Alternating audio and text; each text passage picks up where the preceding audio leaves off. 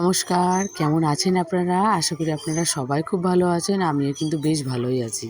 PSC ব্লগে আরও একটি নতুন ভিডিওর সঙ্গে অনেক স্বাগত জানিয়ে ব্লগটি শুরু করছি। আশা রাখছি আপনাদের ব্লগটি খুব ভালো লাগবে। আর যদি কোনো কারণের জন্য ভালো লেগে থাকে তাহলে চ্যানেলটিকে প্লিজ সবাই একটু সাবস্ক্রাইব করে দেবেন আর সবাই পাশে থাকবেন। আগের ব্লগে বলেছিলাম যে কোথাও আমি যাচ্ছি, কিন্তু কোথায় যাচ্ছি সেটা আর বলা হয়নি। তো বলে দিচ্ছি, এখন আমি যাচ্ছি আবার বাবার বাড়িতে। এবার হয়তো আবার কিছু মানুষের মনে প্রশ্ন জাগতে পারে যে আমি তো কয়েকটা দিন আগেই বাবার বাড়ি থেকে গেছি, তাহলে আবার কেন আসলাম? কারণ হচ্ছে এটা, যেহেতু বোন বাড়িতে থাকে না, অনেক দূরে থাকে, আর একটা মাস হয়েছে এখন বাড়িতে এসেছে, তো এই বাড়ি ওই বাড়ি যাওয়া আসা করতে করতে কিন্তু অনেকটা সময় কেটে যাচ্ছে।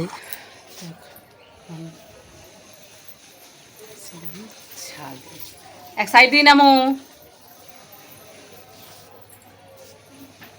তো মামাম শুধু সবাই এসেছিলাম ছাদে, আর প্রচুর ছাদে জামা কাপড় দেওয়া আছে, যেহেতু কদিন ধরে টানা বৃষ্টি হয়েছে এখানেও।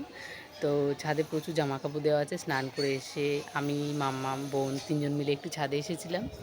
তো যেহেতু এখন রোদ উঠে গেছে তাকাতে পারছি না, তো চলো এখন নিচে যাব, তারপর মাম্মামকে খাইয়ে দাইয়ে ঘুম পাড়ানো, এটা হচ্ছে একটা কাজ, তো এটা করে নেবো। তো চলো। তো স্নান সেরে এসেছি এখন ছাদে। প্রচুর জামা কাপড় দেওয়া আছে, যেহেতু প্রচুর রোদও উঠেছে। আর আমি একটা শাড়ি কেচে দিয়েছিলাম, ওই দিদার শাড়িটা আমি নিয়েছিলাম পরবো বলে।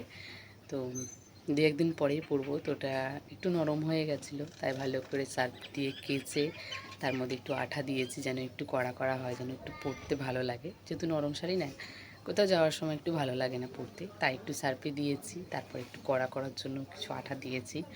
তো দেখি চলো যে শাড়িটা কেমন আঠা হয়েছে, আর গিয়ে একটু ভাঁজ করে রেখে দিই, নাহলে গেলে না, নিচে গেলে আবার কোকচানো হয়ে যাবে। তো ওপর থেকে একবারে ভাঁজ করে নিয়েই যাবো। তো চলো দেখা। এই যে খুব একটা কড়া হয়নি, মানে হালকা, তবুও ঠিক আছে। গরমের দিনে বেশি কড়া শাড়ি না পরাও যায় না, তো আমার মনে হয় এটা ঠিকই আছে। এই যে, আর এই পাড়গুলো ভালো করে একদম সোজা সোজা করে দিয়েছিলাম। তো যাই হোক, চলো এটা এখন ভাঁজ করে রেখে দিই, নাহলে আবার কোকচানো হয়ে যাবে। আর মা দেখো আদাগুলো ধুয়ে দিয়েছিল, যেহেতু আদাগুলোতে প্রচুর নোংরা ছিল, মানে বালি ছিল, তো ধুয়ে এগুলোকে একটু রোদে শুকাতে দিয়েছে, ভালো হয়ে গেছে। এখন গিয়ে ওই কৌটাতে করে গিয়ে ফ্রিজে রেখে দেবে। আর বাবা দেখো কতগুলো আমের ডাল কেটে রেখেছে। ওই শীতকালের দিকে না মা ওই রান্নাঘরে রান্না করতে পারে না, প্রচুর শীত লাগে, তাই ওই উনানে রান্না করবে বলে এই বাবা কাঠগুলো এনে রেখেছে। তো চলো, যেহেতু বুঝতেই পারছো কতটা রোদ উঠেছে, তো এগুলো এখন তুলে নিই, একটু ভাঁজ করে নিই। মামামের জামা কাপড়গুলো নিয়ে গেছে, শাড়িটা এখন তুলে নেব। তো এই যে শাড়িটা সুন্দর করে এখন ভাঁজ করে নিয়েছি, নিচে গিয়ে রেখে দেবো। আর আজকে হচ্ছে একটা স্পেশাল দিন, যেহেতু যারা এখানে আমাদের গান করছে তাদেরকে আজকে বাড়িতে খাওয়ানো হবে। তো এখন নিচে যাব, নিচে গিয়ে রান্নাবান্নাটা শুরু করব। কারণ কি বলো তো, কারণটা বলো হচ্ছে অনেকটা দেরি হয়ে যাবে, 3টে বেজে গেছে। ওরা যেহেতু 5টার সময় সন্ধ্যের টিফিন খেয়ে তারপর রেডি হতে লাগে, তো এখন 3টে বেজে গেছে। তো এখনই ভিডিওটা আপলোড করে দিলাম, কারণ ভিডিওটা এডিট করা ছিল, ভয়েস দিয়ে দেওয়া হচ্ছিল না। আর এখানে এসেছি না, একটু ব্যস্ত হয়ে যায়, এসব তো গল্প করতে করতে অনেকটা সময় কেটে যায়, তাই হয় না। তো চলো এখন গিয়ে নিজের কাজগুলো করি, চলো তোমাদের সঙ্গে শেয়ার করছি।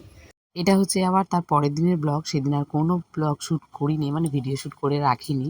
তো এটা পরের দিনে, যেহেতু আমাদের খাওয়া দাওয়া হবে, তো সেই কারণে দেখো রান্নাটা বসিয়ে দিয়েছি। আর যেহেতু প্রায় 50 জনের মতো রান্না হবে, তো সেই জন্য সকালবেলায় সব সবজিগুলো কেটে রাখা হয়েছিল, কারণ বিকেলে না অনেকটা কষ্ট হয়ে যাবে, আর খুব তাড়াতাড়ি রান্নাগুলো শেষ করে নিতে হবে। আর যদি রান্নার লোক থাকতো সেটা একটা আলাদা ব্যাপার ছিল, কিন্তু আমরা নিজেরা নিজেরা যেহেতু করবো, আর 50 জনের খাবার বলে আমি বলেছি রান্নার লোক করার দরকার নেই, আমরা নিজেরা মিলেই করে নেব। আর আমার জানো তো, এটা সবসময় মনে হয় যে নিজের হাতে রান্না করে খাওয়ালে তার স্বাদটা একটু অন্যরকম হয়, আর সেটা খুব ভালোও লাগে যে নিজের হাতে কাউকে রান্না করে খাওয়াচ্ছি। তাই যেমন আমি সকালে সবজিগুলো কেটে রেখেছিলাম, আর এখন ছাদের থেকে নেমে এসে না একেবারে আগে মশলাগুলো সব করে নিয়েছি। আর আজকে জানো তো একটু টমেটোটাও ভালো করে পেস্ট করে নিয়েছি, যেহেতু একটু মশলাটা কষাতে সময় লাগে। আর যেহেতু নিরামিষ রান্না, একটু যদি তেল মশলা বেশি না দিয়ে রান্না হয় তাহলে কিন্তু ভালোও লাগবে না। তাই এখানে আমি দেখো পটল আলুর তরকারিটার জন্য না এখানে মশলাটা কষাতে বসিয়ে দিয়েছি। আর বাবা না অনেকটা হেল্প করেছে, যেহেতু আমি আজকে একা একা রান্নাগুলো করবো, এতজনের রান্না, তাই বাবা আমাকে না ওই পটল আলুগুলো সব ভাজাভুজি করে দিচ্ছিলো, আর আমি সব কিছু রেডি করে দিচ্ছিলাম। তো সেই জন্য খুব একটা কষ্ট হয়নি, রান্নাবান্নাগুলো তাড়াতাড়ি হয়ে গেছিলো আর খুব ভালোও হয়েছিল।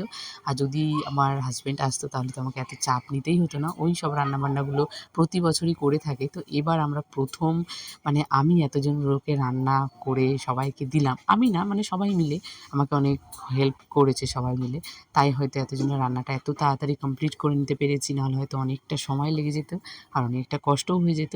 তার সঙ্গে এখানে ডালগুলো আমি সকালে ভিজিয়ে রেখেছিলাম, সেটা প্রেশার কুকারে ওই 2 টো মাত্র সিটি দিয়েছি, তাতে কিন্তু এত ভালো একদম সেদ্ধ হয়ে গেছে। আর আজকে জানো তো ছোলার ডালটাও খেতে দারুণ হয়েছিল, কারণ নারকেল দেওয়া হয়েছিল। তো নারকেল দিয়ে আগে খেতাম না, কিন্তু এই বিয়ের পরে এই নতুন নতুন একটু রান্না, ওর থেকেই রান্নাগুলো সব শেখা। তো সেখান থেকে ডালটাও আজকে খুব ভালো হয়েছিল। আর এখানে দেখো সবাই লুচিগুলো বেলে দিচ্ছে, আর বাবাকে বললাম আমার না হাত ব্যথা হয়ে গেছে, তুমি একটু এখন লুচিগুলো সব ছেঁকে দাও আর আমি শুধু জাস্ট ছেড়ে দিচ্ছি। তো বাবা সেটাই করছিল। তো অনেকটা তাড়াতাড়ি মানে প্রায় 5টার দিকে বলতে পারো সব খাওয়া দাওয়া মানে করতে চলে এসেছিলো, প্রায় 50 জন মতন খেয়েছে। তো ওই 7টা বাজতে বাজতে পুরো কমপ্লিট হয়ে গেছে। তারপর আমার নিজের মতন একটু মানে রিল্যাক্স হয়েছি, তারপরে আমরা গেছি গান শুনতে। তো সেটা তোমাদের সঙ্গে শেয়ার করলাম না, কোনো একটা দিন শেয়ার করব, এখনও কয়েকটা দিন হবে। তো যাই হোক, আজকের মতো ভিডিওটা আমি এখানে শেষ করছি। কেমন লেগেছে অবশ্যই কমেন্টে জানিয়ে। তো চলো টাটা।